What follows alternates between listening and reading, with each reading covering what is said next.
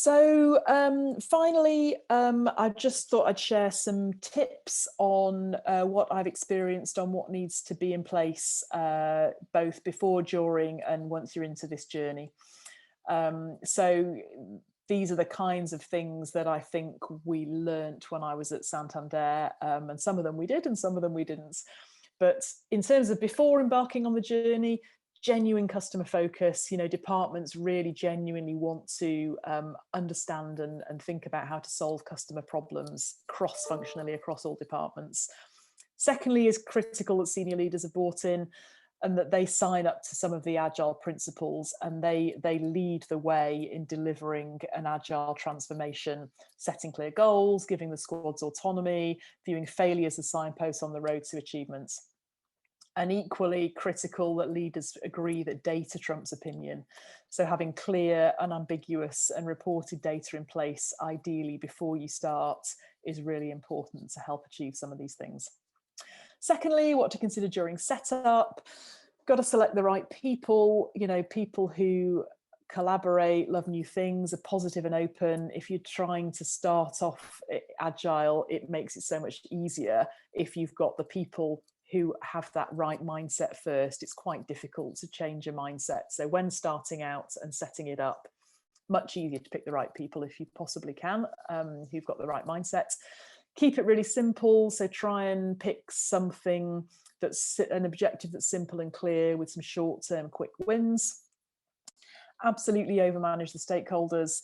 So agile, certainly in this kind of environment, really doesn't mean less governance. It might even mean more, because people have to be really comfortable and clear and happy that what's happening is in line with what they want to achieve.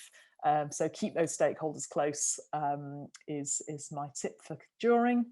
And then when rolling it out, I think it's so important that that there's a real understanding of the people in all of this. I think this is one thing that Santander had to take a bit of a stop and start again on, in terms of really thinking through how are people performance managed when they're in cross-functional squads? What are the ways of working? What's their development goals? What are their career paths?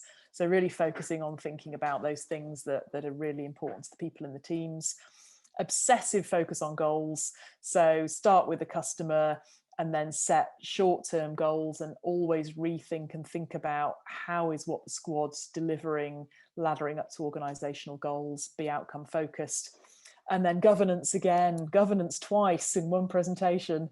Exciting world we live in marketing, but it's so important that these senior people are really engaged and confident in what's happening, to try and not slow the squads down by having to stop and restart and bring people back on board.